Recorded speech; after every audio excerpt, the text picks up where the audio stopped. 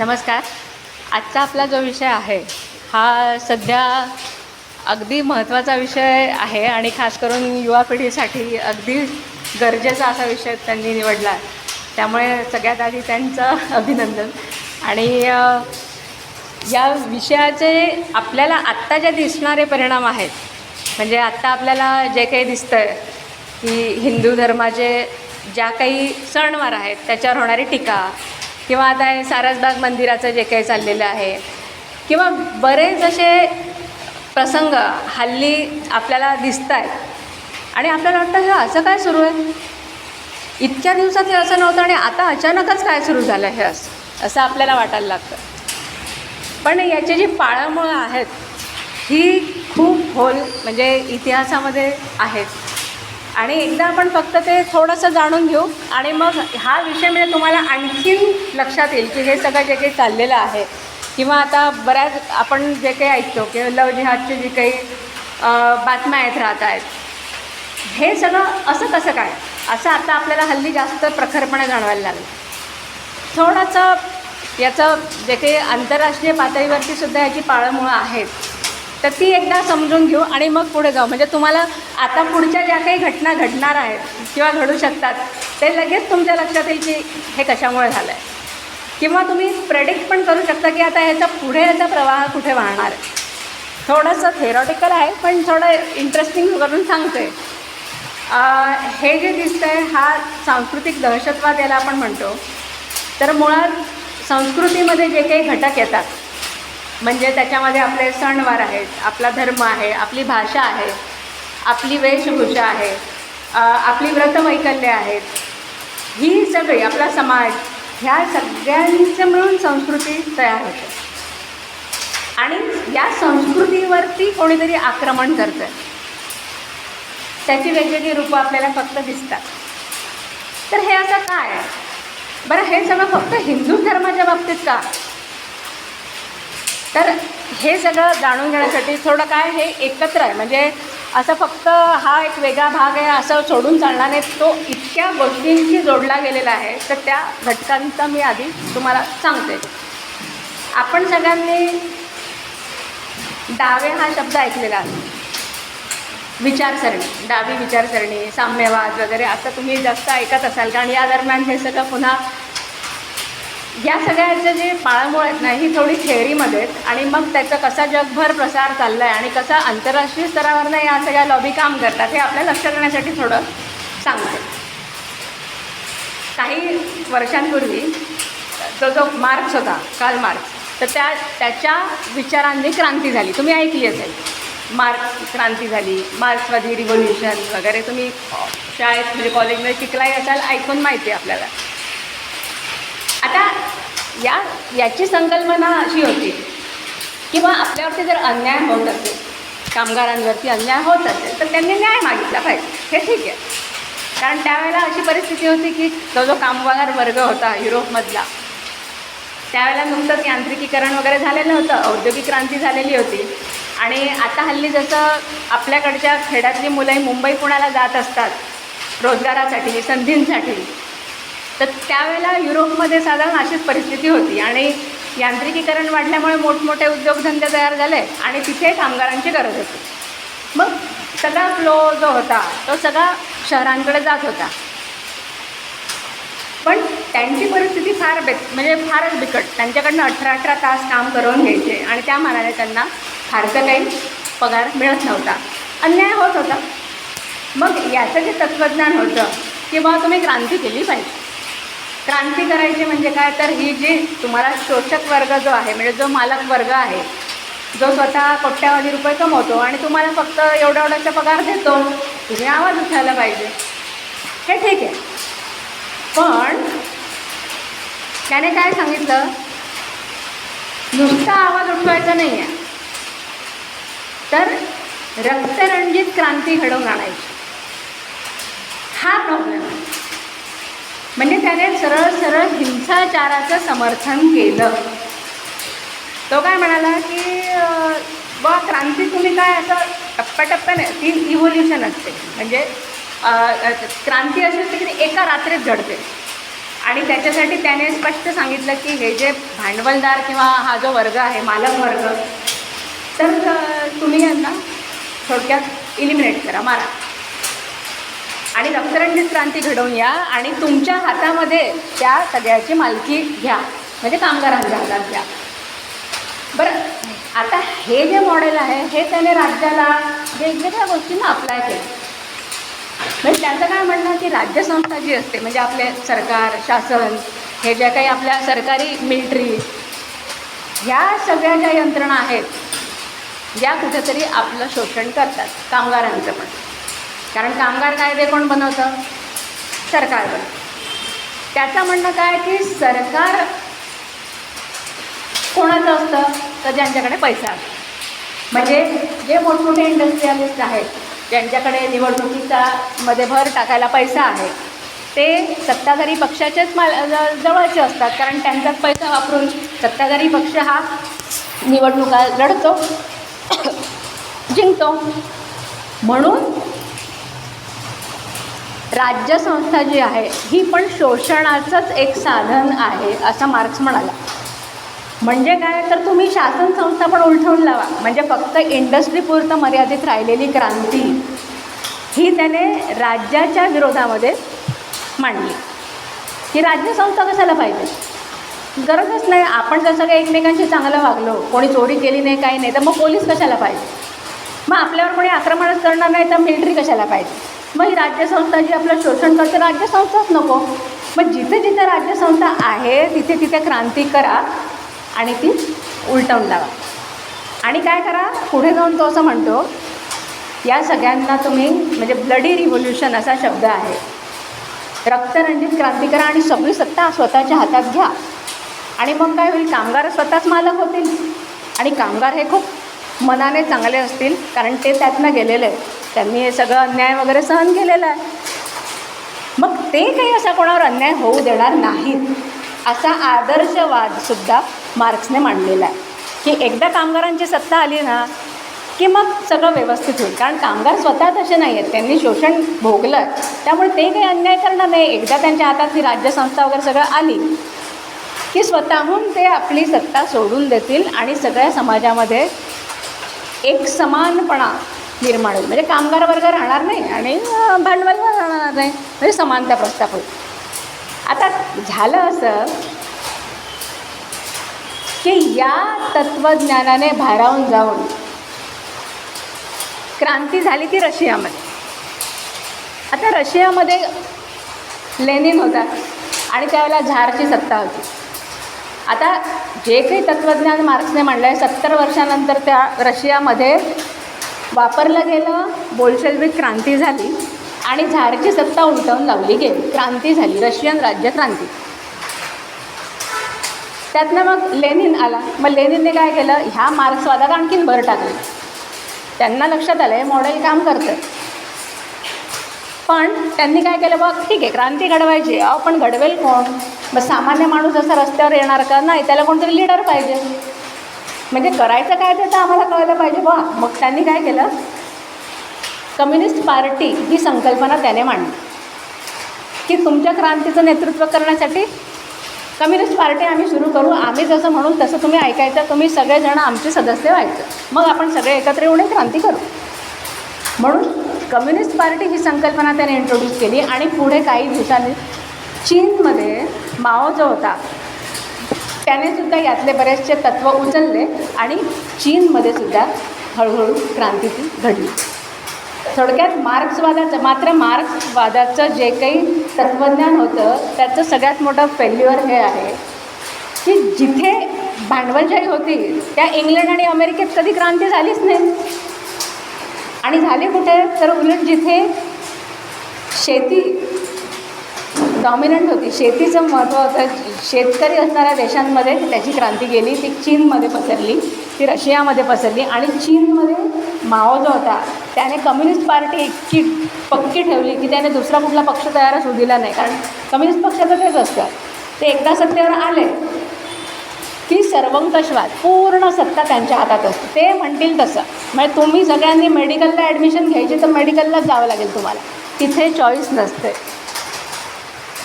कारण असं आहे की साम्यवादामध्ये समता ही जास्त महत्त्वाची मानली जाते स्वातंत्र्यापेक्षा, आणि अतिरेकी समता जी असते ही घातक असते. तुम्हाला उदाहरण सांगते. आता आपण म्हणतो नाही समता पाहिजे, बरोबर, समता असावी. हल्लीचा ट्रेंड असा आहे की स्त्री आणि पुरुष यांच्यामध्ये असलेला जो भेद आहे त्यालासुद्धा मिटवून समता प्रस्थापित करण्याचे विकृत प्रयत्न चालू आहेत. मग ते LGBTQ आणि हे जे काही प्रवाह तुम्हाला आत्ता दिसता आहेत याचे कुठेतरी पाळंमुळं या फिलॉसॉफीमध्ये आहेत. त्याच्यावर बऱ्याच प्रक्रिया होत गेल्या या फिलॉसॉफीचं. आणि लहान मुलांना 12-13 वर्षाच्या मुलींना हा प्रश्न पडावा की आपण नेमकं कोण आहोत, आपण स्त्री आहोत का पुरुष आहोत. अशा पद्धतीने त्यांचं ब्रेनवॉश केलं जातं, त्यांना कन्फ्यूज केलं जातं आणि त्यांच्यावरती वेगवेगळ्या शस्त्रक्रिया केल्या जातात. त्यातनं मेडिकल उद्योग एवढा मोठा तिथे प्रस्थापित झालेला आहे फॉरेन कंट्रीजमध्ये. हा अक्षरशः विकृतीकडे नेणारं सगळं चाललेलं आहे. अतिरिक्त समता म्हणजे नेमकं काय, आणि हे आपली ही संस्कृती नाही, हा एक भाग झाला.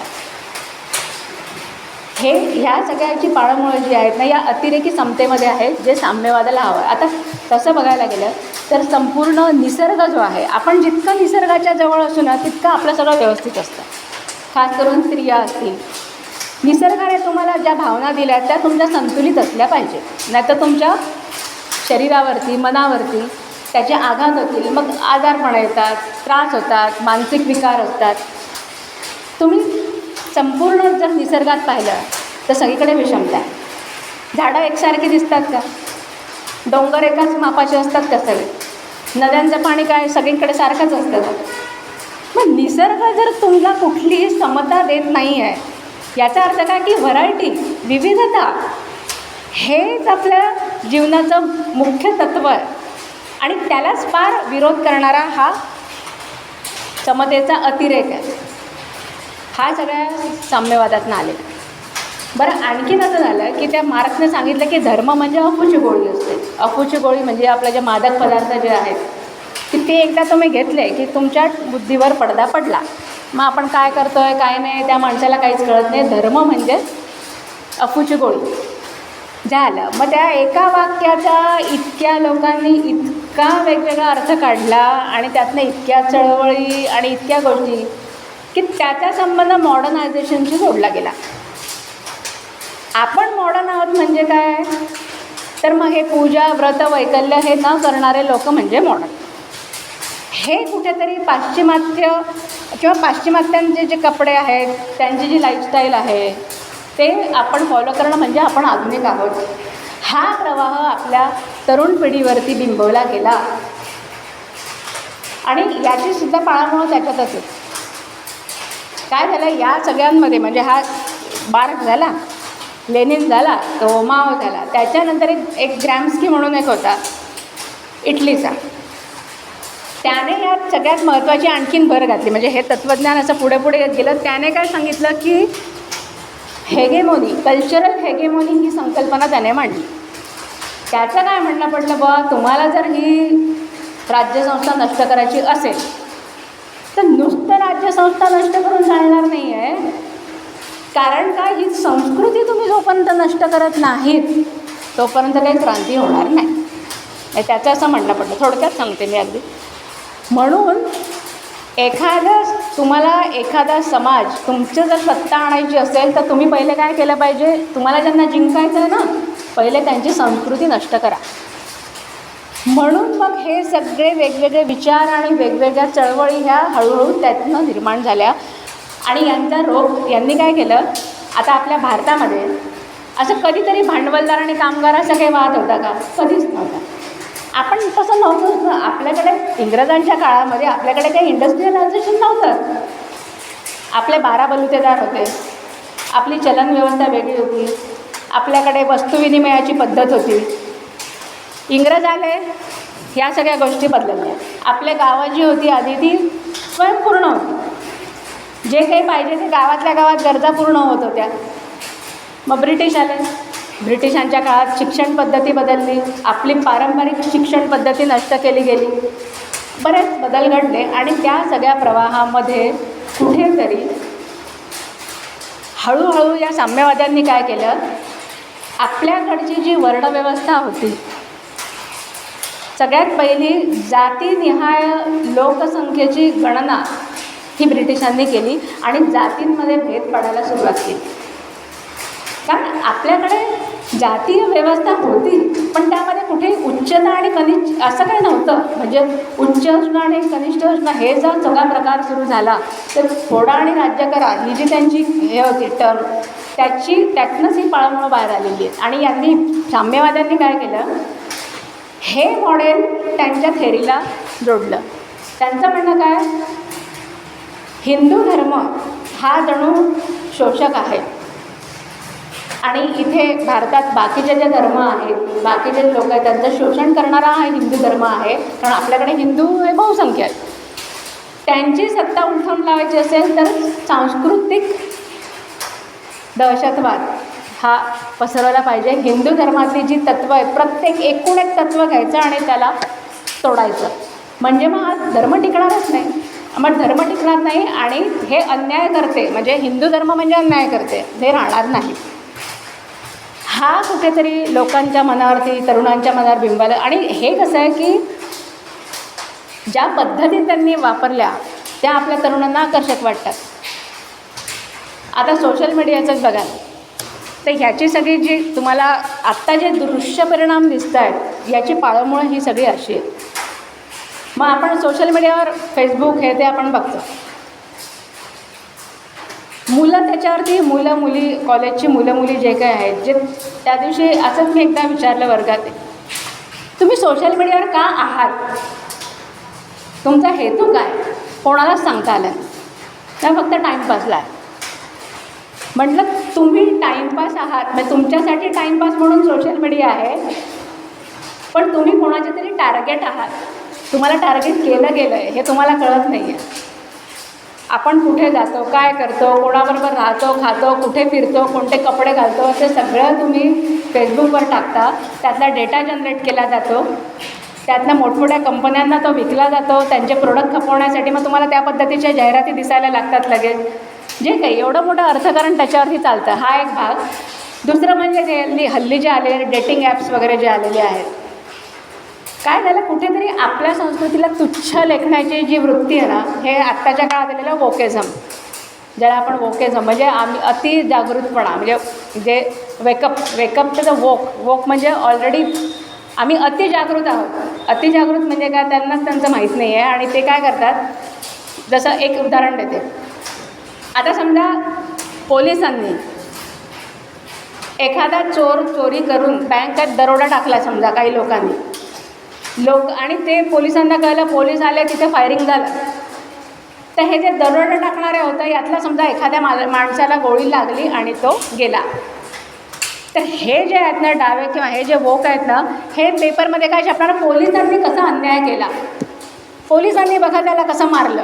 अरे म्हणजे तो चोरी करत होता, त्याच्याकडे शस्त्र होतं, त्याने मारलं असतं यांना तर चाललं असतं, पण यांनी त्याला मारलं म्हणजे पोलीस कसे अन्याय करतात, हे असे टूम काढतात.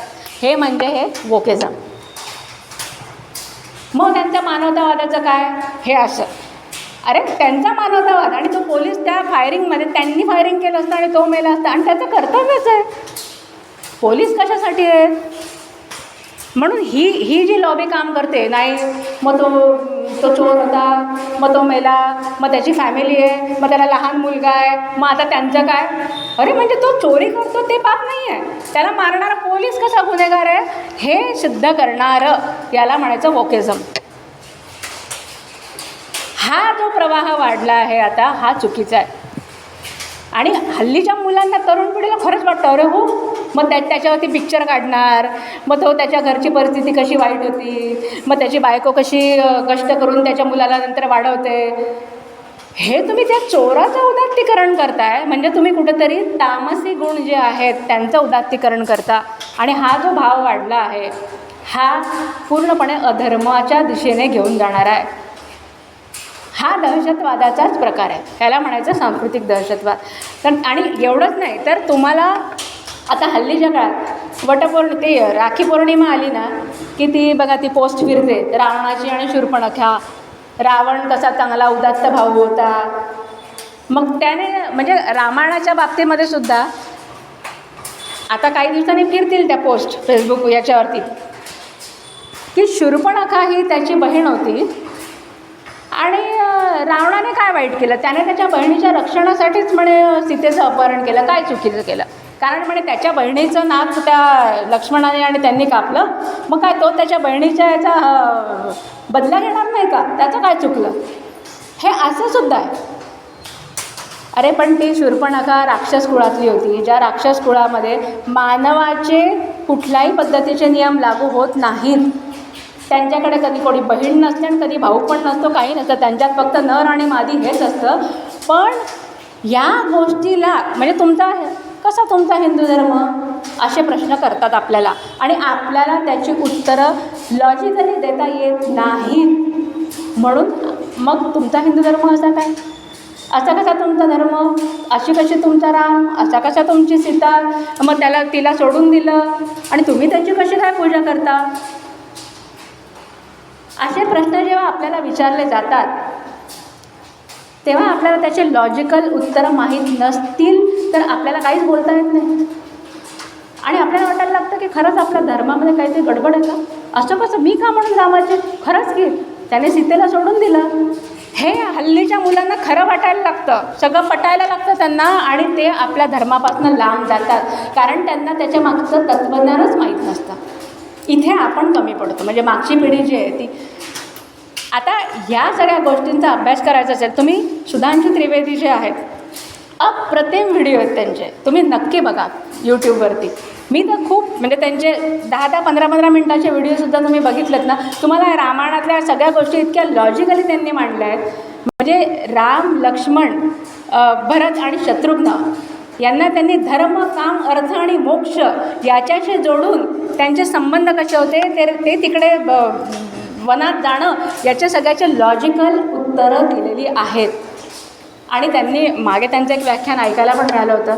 त्यांनी सांगितलं की हिंदू धर्म म्हणजे ना धर्मांमधली PhD आहे आणि जे हे असले प्रश्न विचारतात ना ते अजून ग्रॅज्युएट पण झालेले नाही आहेत. त्यामुळे त्यांना कसं कळणार? म्हणजे हे ज्ञान इतकं उच्च पातळीचं आहे की तुम्हाला अभ्यास करून त्याची उत्तरं शोधायची आहेत आणि हे जे अशी टीका करणारे आहेत ना हे अर्ध्या ज्ञानावर हळकुंडावर पिवळं झालेले आहेत. यांनाच माहिती नाही आहे कारण म्हणून हे अशी टीका करतात.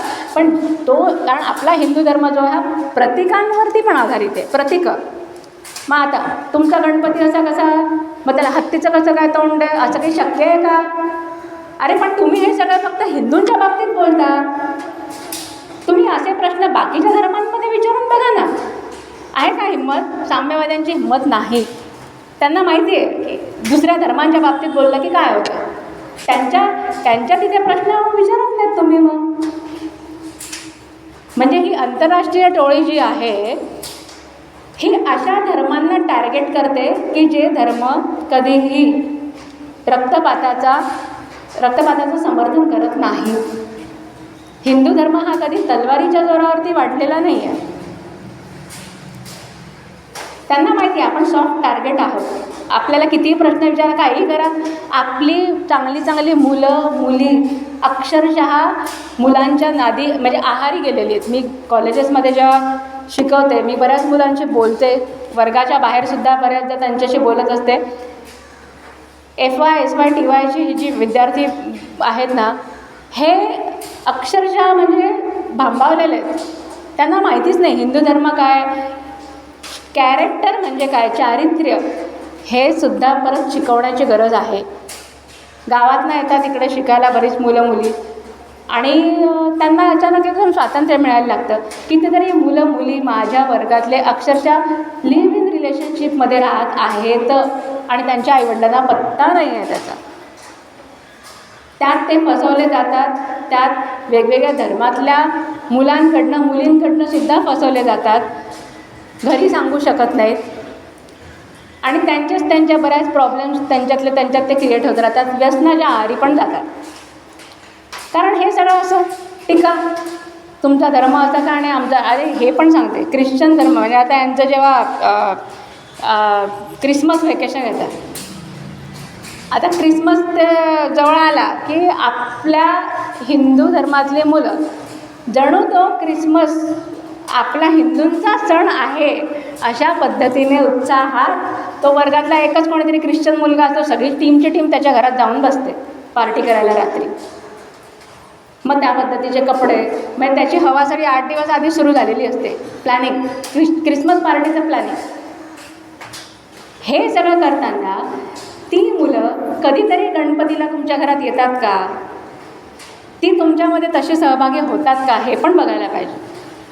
हरकत नाही, चांगलीच गोष्ट आहे, सगळे सणवार करा साजरी, पण स्वतःच्या सणवारांची लाज तरी नका वाटू. मग ते जेव्हा म्हणतात की तुम्ही काय वडाच्या भोवती फेऱ्या मारता वटपौर्णिमेला, असं काय खरंच फेऱ्या मारल्या की 7 जन्म तोच नवरा मिळतो का, जन्म तरी असतो का? पण तुम्हाला काय करायचं आहे? आमचा धर्म, आम्हाला त्याचा अभिमान आहे, त्याच्या मागचे उद्देश वेगळे आहेत, त्याच्या मागची प्रिन्सिपल्स, फिलॉसॉफी वेगळी आहे. आणि हो, हा माझा धर्म आहे, मी तो पालन करेल, मला त्याची लाज वाटत नाही. पण तुम्ही पण म्हणू शकता असा कसा तुमचा क्रिसमस, असा कसा तुमचा हा सण. तिथे प्रश्न विचारायचेच नसतात, जाऊन फक्त पार्टी करायची असते, केक खायचा, दारू प्यायची आणि घरी यायचं. विचारा ना त्यांना प्रश्न, त्यांच्याकडे आहेत का उत्तरं? आणि जोपर्यंत तुम्हाला आपल्या धर्माचा अभिमान वाटत नाही ना, तोपर्यंत तुम्ही असे शोषितच राहणार. ठासून सांगायला पाहिजे, आज हो वटपौर्णिमा आहे, मी जाणार, मी झाडाच्या भोवती 8, 10, 20 फेऱ्या मारेल. तुम्हाला काय करायचं? माझा धर्म आहे, मी पालन करणार. ही निसर्ग पूजा आहे, तुम्ही त्याला काही म्हणा. आणि हो, मी मानते धर्म असतो, काय ते जन्म असतो, हो मला 7 जन्म हा नवरा हवा आहे, म्हणा की ठासून, कशाला घाबरायचं? ते लोक त्यांच्या एकूण एक गोष्टीला धरू नये. वर्षातला एक सण येतो तो इतका घट्ट धरू नये. आपले हिंदू धर्मातले प्रत्येक सण वार हे इतक्या शास्त्रीय पद्धतीने हे मांडले गेलेले आहेत, तर ते पाळायची पण आपल्याला लाज वाटते. हे दुर्दैव आहे. आणि तरुण पिढीला कळलं पाहिजे की नाही, आमचा धर्म आहे, आज हे ना मी मेहंदी काढून जाणार शाळेत, कॉलेजला, का नाही? आमचा धर्म आहे, आम्ही पाळणारच. त्याच्या मागे जर तुम्हाला उत्तरं सापडत नसतील तर तुम्ही अभ्यास केला पाहिजे. त्याच्या मागे काय हेतू आहेत हे जेव्हा तुम्ही तुमच्या आजीला, तुमच्या आईला विचाराल ना, त्या तुम्हाला व्यवस्थित सांगतील. आणि अगदी खरं सांगायचं तर यातले तुम्हाला आत्ता काहीही कळलं नाही तरी फक्त ते आचरणात आणत राहा, काही वर्षांनी तुम्हाला त्याचे अर्थ कळतील. इतका तो आपला हिंदू धर्म इतका श्रेष्ठ आहे, इतका महत्त्वाचा आहे, आणि त्याच्यात इतकी ताकद आहे. कारण हल्लीचे आता सायकोलॉजीचे जे काही प्रॉब्लेम्स आहेत ना, त्याच्यावरच्या ज्या काही उपाययोजना आहेत, या सगळ्या उपाययोजना आपण जेव्हा आपला धर्म पालन करतो त्यात आपल्याला ऑलरेडी मिळालेल्या आहेत. आता नामस्मरण करणं, मेडिटेशन. आता मेडिटेशन हा प्रकार एक भाग आहे, एक प्रकारचा काय म्हणतो आपण त्याला म्हणू, एक प्रकारची पद्धत आहे मन शांत करण्याची. भक्ती मार्ग पण त्याचं. तुम्ही जेव्हा नामस्मरण करता तेव्हा पण तुम्हाला तोच अनुभव येईल, जेव्हा तुम्ही मेडिटेशन कराल तुम्हाला तोच अनुभव येईल. आता हे जे सेल्फ हेल्प बुक्स तुम्ही इंग्लिश वाचता, त्यातली सगळी तत्त्व तुम्हाला आपल्या धर्मात सापडते. ते काय सांगताय वेगळं? आपल्याकडे आहेच ते, फक्त आपण पाळत नाही आहे. तुम्ही एखाद्या गोष्टीवर जेव्हा मन फोकस करता, कॉन्सन्ट्रेट करता, तेव्हा तुम्हाला उत्तम रिझल्ट मिळणारच. मेडिटेशन पण तेच सांगतं, भक्ती मार्ग पण तेच सांगतं. वारीच्या ह्याच्यामध्ये तुम्ही देवाच्या नावाला रंगून जा, नाचा, त्यातली तुम्हाला तीच अनुभूती मिळणार आहे. हे आपल्या मुलांना कळत नाही. मग त्यांना असं वाटायला लागतं, हां पूजा अर्चा करणं, ते उदबत्ती फिरवणं आणि फुलं हार वाहणं, मी काही तसं करत नाही. ठीक आहे, नका करू, मी करते, माझा धर्म मी करते, मला असं आवडतं, हे बोलता यायला पाहिजे सगळ्यांसमोर. जेव्हा कोणीतरी फॉरेनर माणूस येतो आणि तुम्हाला मेडिटेशन आणि आमकण ढमकं त्याचं ज्ञान देतो की आमचा गॉड असा असतो आणि आम्ही अशी प्रेयर करतो, ते तुम्हाला फार चांगलं वाटतं. मग तुम्ही म्हणू शकता काय आहे, तुमच्याकडे हार नाही, फुलं नाही, उदबत्ती नाही, अशी कशी तुमची पूजा? हे विचारलं का कधी त्या ख्रिश्चन मित्रांना? हे तुम्ही दुसऱ्या धर्माच्या विद्यार्थ्यांना, मुलांना, म्हणजे विद्यार्थ्यांच्या हिशोबाने सांगते की जे दुसऱ्याच्या प्रभावाखाली येतात त्यांनी हे प्रश्न कधी पडत नाही, अशी कशी तुमची उपासना? विचारलं का? जर ते आपल्यावरती जेव्हा ते टीका करतात, आपल्या प्रत्येक सण वार संस्कृतीमध्ये दोष शोधले जातात, आता रामायणाच्या बाबतीत जे प्रश्न पडतात ना, त्यात आणखीन एक आहे की उत्तर रामायण जे लिहिलं गेलं ना, तर ते नंतर जोडलं गेलं आहे. त्याच्यात बऱ्याच लोकांनी वेगवेगळ्या विचारांची भर पाडली आहे आणि ते मूळ रामायणाला बऱ्यापैकी म्हणजे एक प्रकारची नकारात्मकता असं जोडणारं आहे आणि त्याचा गैरफायदा बरेच लोक घेत असतात. त्यामुळे मूळ रामायणातल्या काय गोष्टी आहेत हे तुम्हाला अभ्यास केला पाहिजे. तुम्ही असे ग्रुप किंवा असे क्लास किंवा असे गट जॉईन केले पाहिजे की ज्यातनं तुम्हाला त्याचे लॉजिकल उत्तरं मिळतील. म्हणजे हिंदू धर्मातलं सगळंच वाईट असं नाही आहे. आणि आता जे काही आता हे सारसबाग किंवा हे इथं जे आपण पाहतो आहे की एखाद्या धर्मस्थळाच्या तिथे जाऊन दुसऱ्यांनी ते कॅप्चर करणं, हा प्रकारसुद्धा आता हा त्याचा दृश्य परिणाम आहे. म्हणजे आपला धर्म पसरवायचा. आता मुळात कसं आहे की ख्रिश्चॅनिटी आणि इस्लाम हे दोन्ही धर्म असे आहेत की हे कन्व्हर्जनला मान्यता देतात. म्हणजे एक माणूस ज्या धर्माचा आहे त्याचं धर्मांतर करणं त्यांना मान्य आहे. त्यांच्या धर्मात तसं अलाउड आहे, परमिशन आहे. आपल्याकडे मुळात हिंदू धर्म असा आहे की हिंदू धर्मामध्ये अशा पद्धतीने म्हणजे कन्व्हर्जन करणं हे काही महत्त्वाचं मानलं नाही आहे. तुम्ही हिंदू म्हणून जन्माला आला, तुम्ही हिंदू. आपण कधी तलवारीच्या जोरावर कोणाला म्हटलं नाही की तू हिंदू धर्म स्वीकार. पण आता जे आपण घरवापसी आणि हे जे केलं आहे ते याच्यासाठीच आहे की पूर्वी कारण भारतामध्ये मुळात हिंदू धर्म हाच मूळ होता. बऱ्याच वर्षांनी इस्लामिक आक्रमणं झाली, बऱ्याच वर्षा ख्रिश्चॅनिटी आली, वेगवेगळ्या धर्माचे लोक आले आणि नंतर त्यांचा प्रचार प्रसार इथे झालेला आहे. म्हणजे मूळ काय तर तुम्ही कुठेतरी हिंदू धर्माचेच आहात, पण ते तुम्ही पुढे वेगवेगळ्या धर्मात कन्व्हर्ट झाला आहात, हे आपली मुलं विसरतात. त्याच्यामुळे सांस्कृतिक दहशतवाद काय तर आहे त्या संस्कृतीवरती टीका करायची, त्याला तोडायचं फोडायचं आणि आपल्या धर्माचा प्रसार कसा होईल ते बघायचं.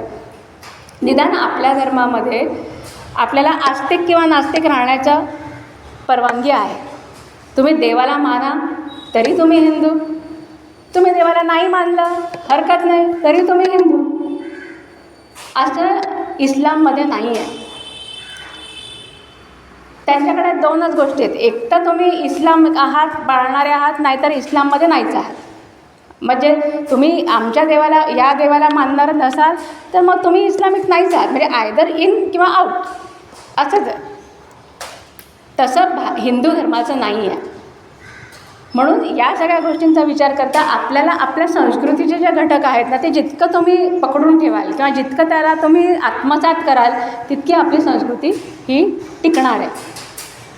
जसं की आता सोशल मीडियावर तुम्हाला हे पण एक सांगते, आम्ही मध्यंतरी काही थोडा अभ्यास केला, तेव्हा लक्षात आलं दुसऱ्या कुठल्याही धर्माचे मुलं मुली सोशल मीडियावर इतके ॲक्टिव्ह नाही आहेत जितके हिंदू आहेत. तुम्हाला इस्लाम धर्म फॉलो करणाऱ्या ज्या मुली आहेत त्या दिसल्या ना तरी त्या बुरखा घालून फोटो टाकलेला असेल, मुळात त्या फेसबुकवर नाहीच आहेत. त्या व्हॉट्सॲपवरती आहेत असल्या तरी त्यांचा बुरखा असतो किंवा त्यांच्या त्या ज्या काही चालीरीती आहेत त्या पाळणाऱ्या असतात. आपल्या इतकं फ्रीडम, आपल्या इतकं स्वातंत्र्य कुठेच नाही. मग या स्वातंत्र्याचा गैरफायदा घेतो आहे का आपण,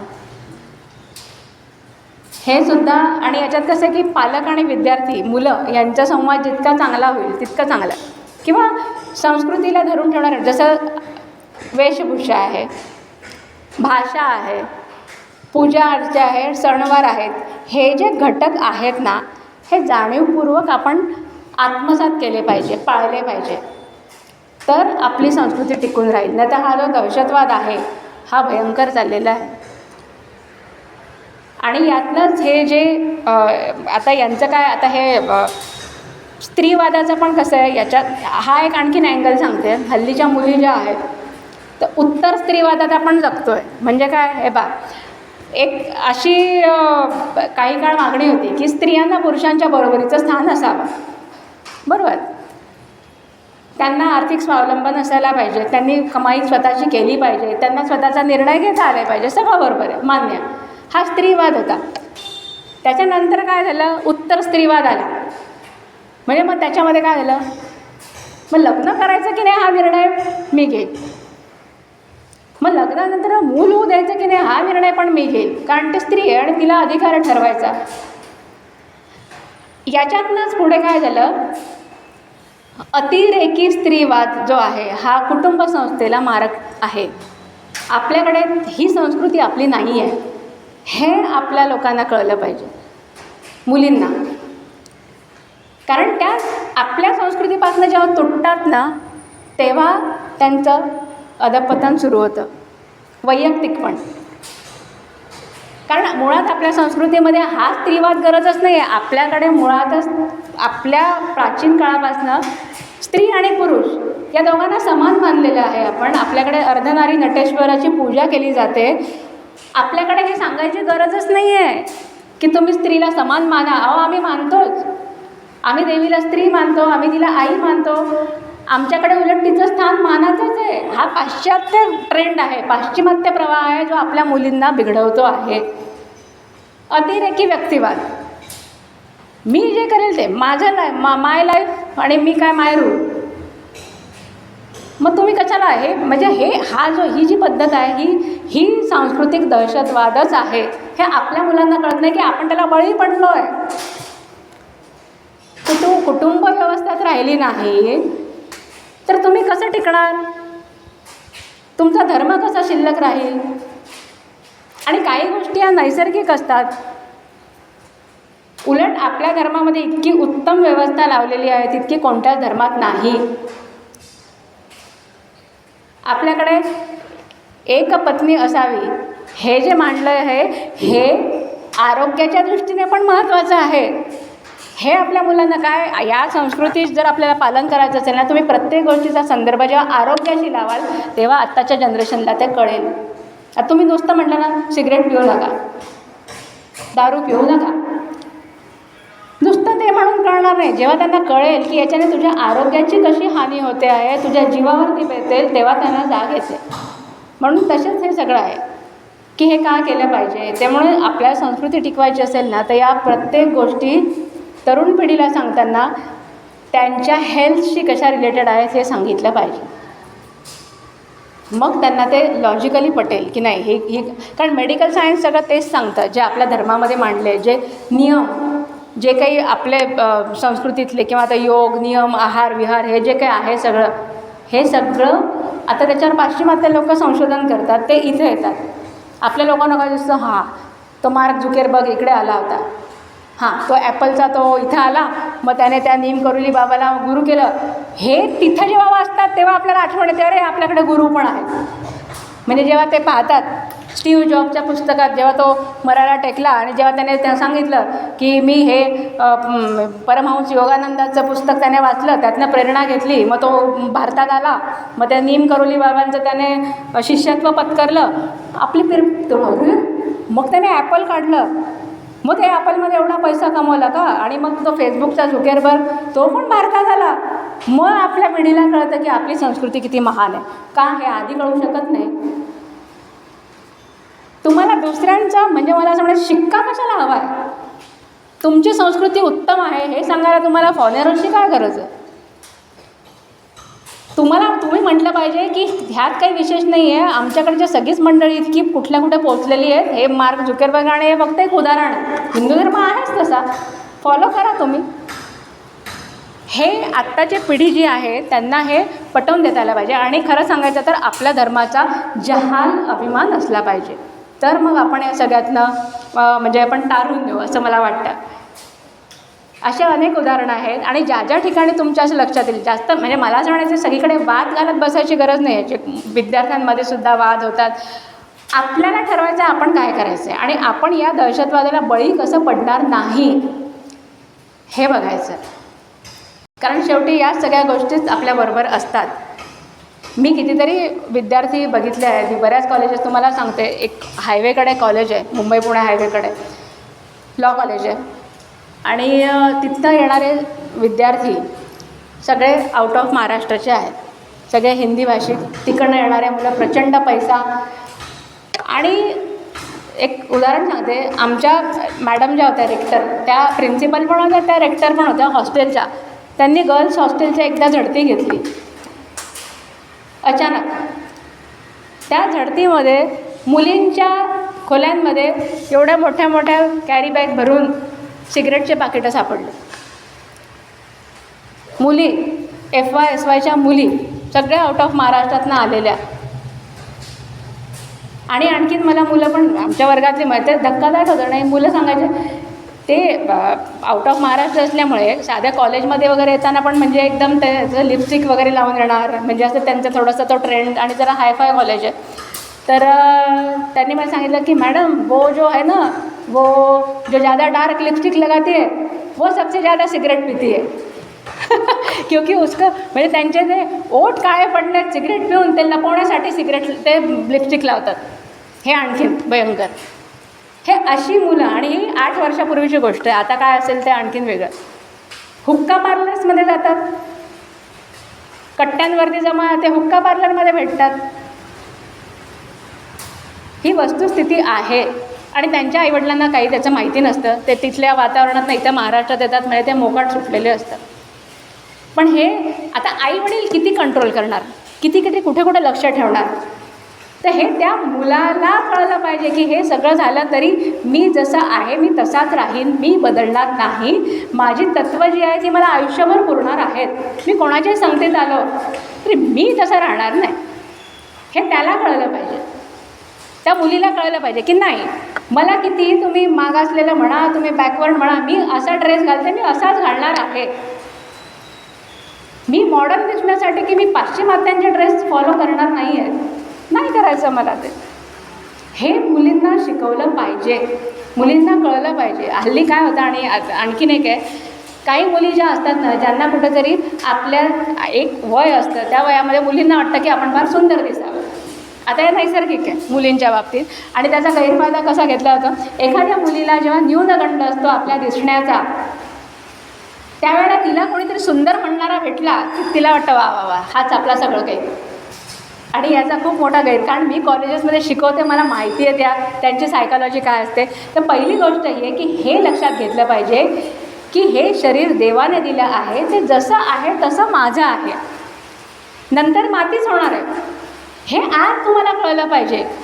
म्हणून फक्त त्या देहाला सुंदर म्हणणारा माणूस जो आहे त्याच्या नादी लागायचं का, आणि काय गरज आहे तुम्हाला कोणाच्या तरी शिक्क्याची की तू सुंदर आहे, गरज नाही मला. हे मुलींना कळलं पाहिजे.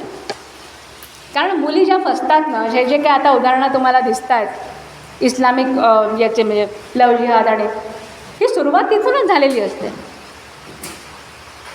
आणि प्रत्येक मुलीला वाटत असतं एका वयामध्ये की आपण म्हणजे किती सुंदर, आणि आपले कोणीतरी स्तुती करणारं भेटलं पाहिजे, कोणीतरी आपल्याला छान म्हटलं पाहिजे. का तुम्हाला आनंद देण्यासाठी दुसऱ्याची गरज का लागते, का तुम्ही स्वतःहून स्वतः आनंदी राहा की कोणीतरी म्हटलं मगच तुम्ही सुंदर आहात का. हे मुलींना आईवडिलांनी आधीच शिकवायला पाहिजे. मग त्या तिथंच थांबलं पाहिजे. आणि मग या सगळ्या गोष्टी ज्या आहेत, या सांस्कृतिक दहशतवाद हा जो पसरतो आहे तो या पद्धतीने पसरतो आहे. कारण की मुली जेव्हा इमोशनली किंवा मानसिक दृष्टीने दुसऱ्यांवरती जास्त अवलंबून राहायला लागतात, त्यावेळेस त्यांचं अधःपतन सुरू होतं. आणि हे सगळे आपले संस्कृतीचे घटक आहेत. आपण पण संस्कृतीचाच भाग आहोत. आपल्यामुळे संस्कृती विस्तारते, आणि संस्कृतीमुळे आपण घडतो, त्यामुळे वेगळं करता येत नाही. म्हणजे तुम्ही, तुमचे विचार, तुमचा धर्म, तुमचे कपडे, तुमचे सणवार, तुमची सायकॉलॉजी, सगळ्या गोष्टी मिळून आपला धर्म आहे. आणि त्याच्यावरचा हा दहशतवाद आपल्याला रोखून धरायचा असेल तर आपल्याला खूप सजग राहिलं पाहिजे. एवढं बोलून थांबते.